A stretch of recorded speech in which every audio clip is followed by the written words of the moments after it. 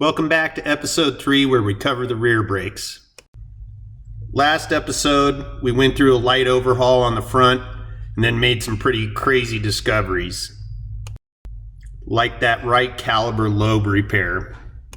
But after looking over the single rear rotor system, I don't suspect to find anything too crazy here.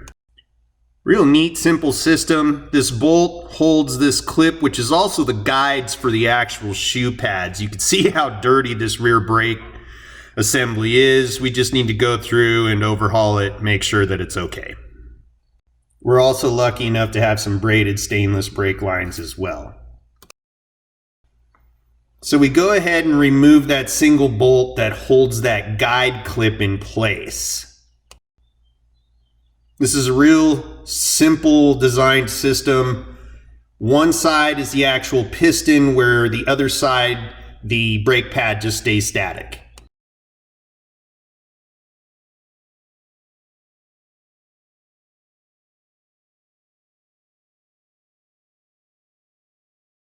Once the bolt's free, you just go ahead and pull this guide clip out of the assembly.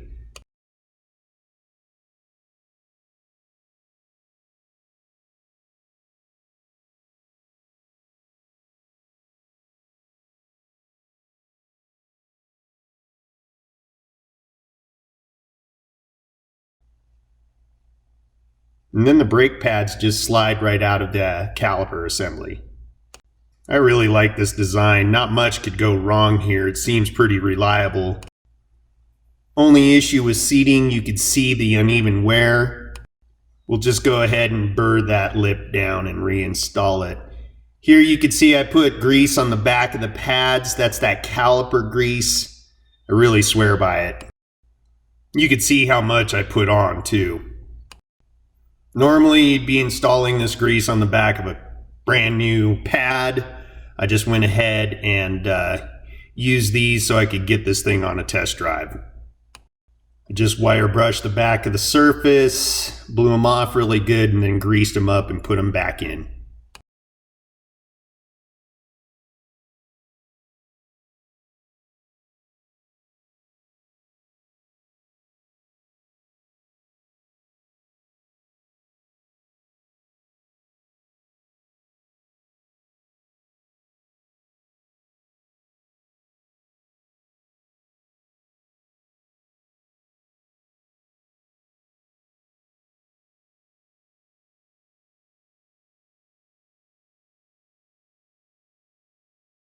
I also took a wire brush to the guide clip,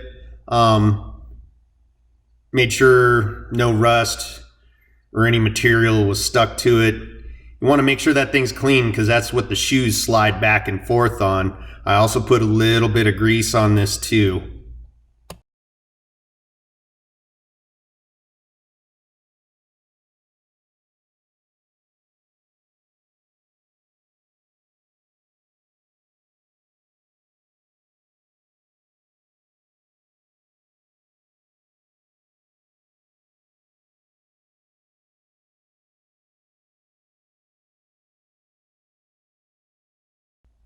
You can see I'm running a little bit of that caliper grease along those tines on that clip.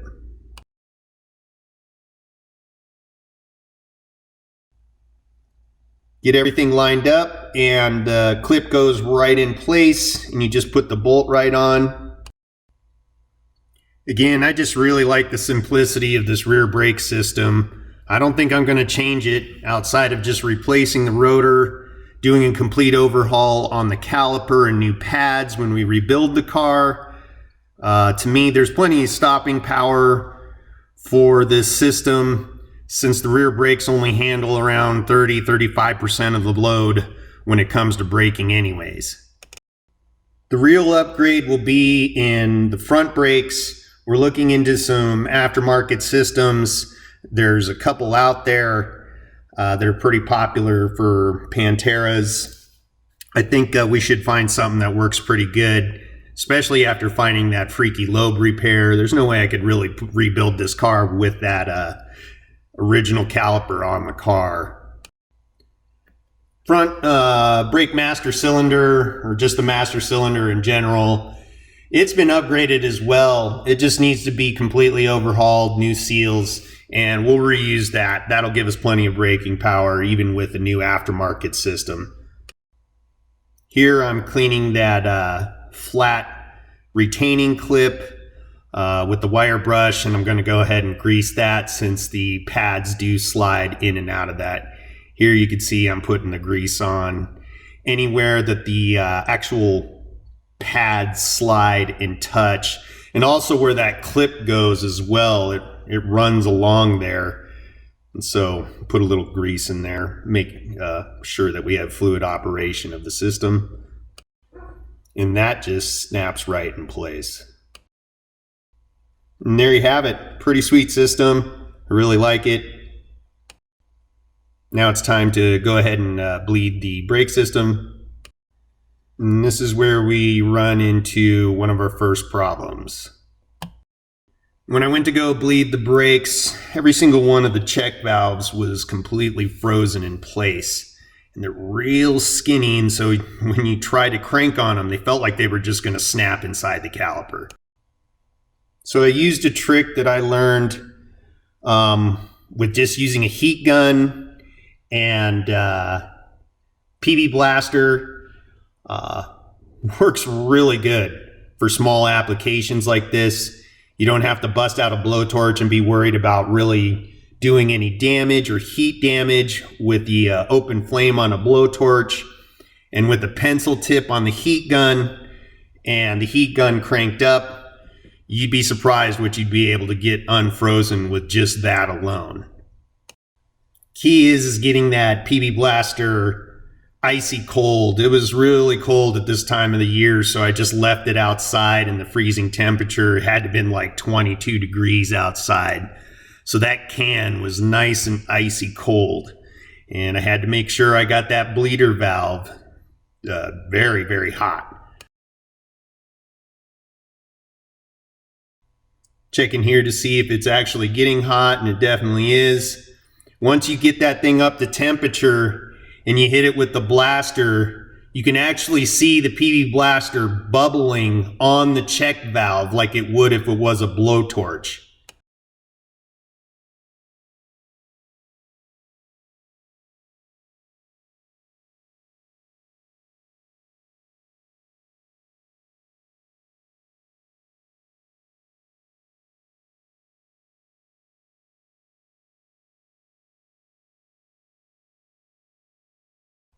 Taking the time here to really heat up the caliper and go around the bleeder valve.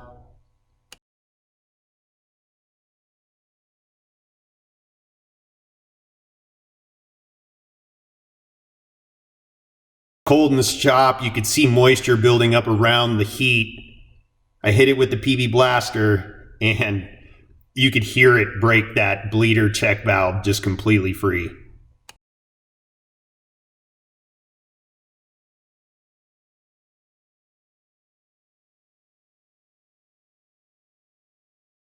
Made sure they had the wrench around the check valve itself really well and seated, and it just broke free, no problem.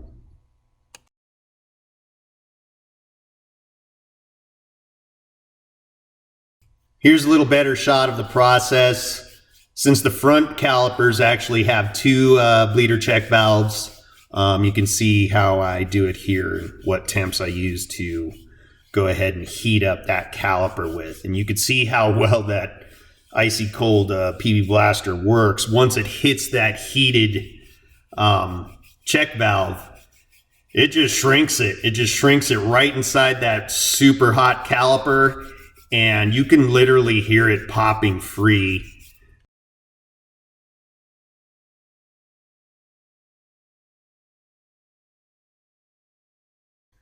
There's the temp I'm using with a pencil tip attachment to the front of the torch to really try to direct that heat around the check valve itself.